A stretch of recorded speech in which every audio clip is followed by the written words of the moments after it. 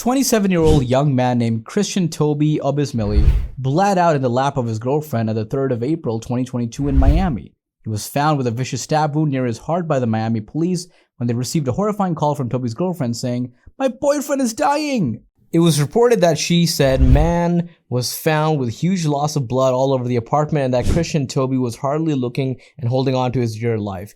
Keep watching this video to watch what actually happened to the wounded man. Toby's girlfriend, Courtney Clenny, who had worked at OnlyFans, met Toby 2 years prior to the incident, that is 2020. Although they appear to be very much in love, things were very different when they were alone together.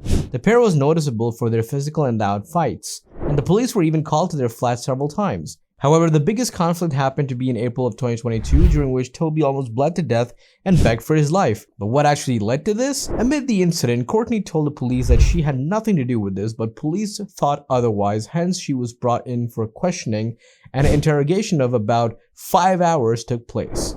During the interrogation, Courtney apologized for being soaked up in blood as she was nervous, to which the detective said, "You don't have to apologize, okay? I completely understand. Things happen and you can't control it." She was asked about the duration of her and Toby's relationship, which was reported to be of 2 years. Because investigators rarely know how a suspect will react to information, so it tends to be safe to say that to start it by reliving any concerns that they may have and, well, speaking in a way that does not indicate any accusations to the suspect. This is why the police told Courtney that Toby was in the hospital but alive.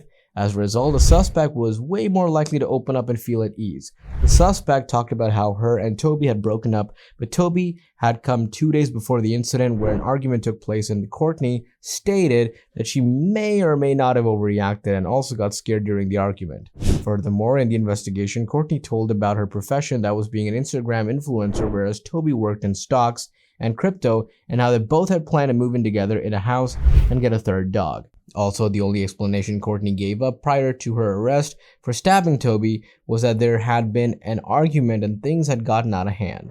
However, being forced to discuss her past and future with Tony would certainly mess with Courtney's emotions if she did what she did was being accused of, making her weaker and possibly resulting in an easy confession.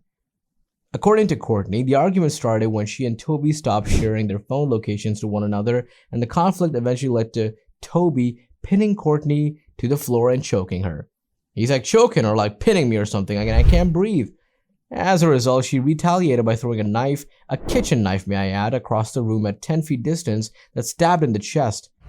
This information was learned during the interrogation. Courtney also made it clear that she was acting in self-defense when she threw a knife across the apartment, landing directly in his chest that caused him to bleed to the point of fear for his own survival. This wasn't the only incident that happened between these two, as less than a year ago, the pair had also been involved in another incident in Las Vegas. After hearing a heated fight and glass breaking on the floor and walls, neighbors called the police to their flat. When the cops arrived, the apartment was a terrible mess, and Courtney's story kept contradicting her own statements.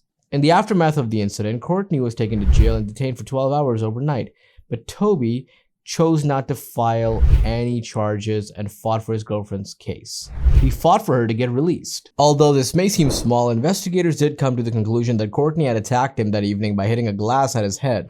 If nothing else, it shows Courtney's capability for unprovoked assault against Toby and opens up a completely new line of inquiry for this case. But it also came to light that police had spoken with the couple more recently because they had actually been called by the security to their flat the day before the incident, as stated by Courtney.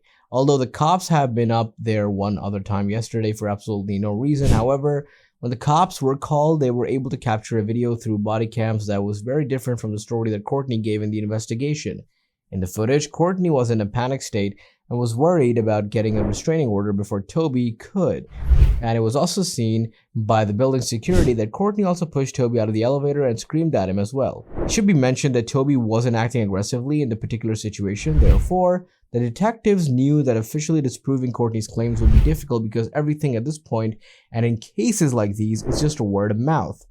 Although, as the evidence was summing up, it became more likely that Courtney's entire self-defense story might be slightly off the mark than what she had actually stated in the interrogation room. However, well, after giving her some space and allowing her to change clothes, they returned to the interrogation room with more information for her.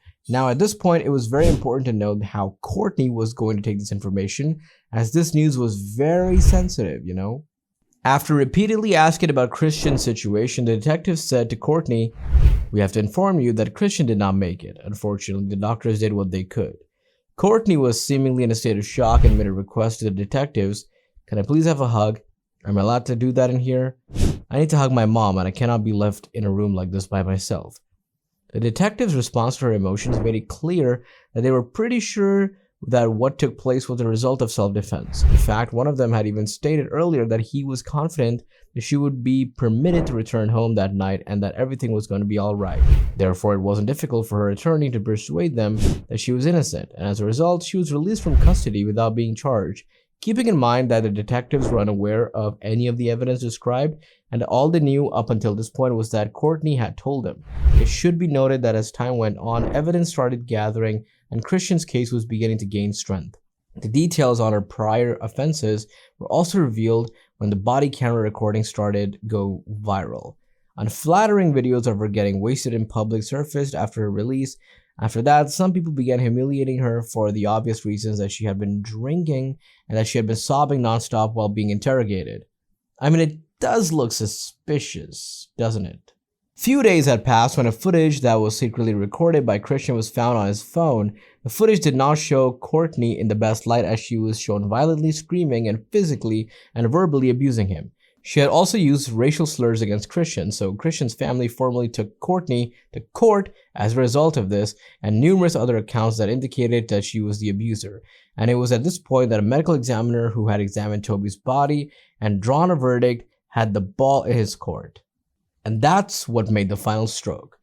It was reported by him that only a professional knife thrower could have landed the knife directly into the victim's chest. However, Courtney was just a media influencer, so even if she had thrown the knife, it was very likely that the knife would just hit the body and would have bounced off, but it did not. When asked to explain the cause of death, he said, "The cause of death was a stab wound of right subclavian artery. The manner of death was homicide." And now, as of April 2023, Courtney currently contemplated what and how many years she's going to live in prison due to a second-degree murder. Her situation does not look very bright with all the piled-up evidence loaded up against her. I guess we will have to wait to see the life that waits for her.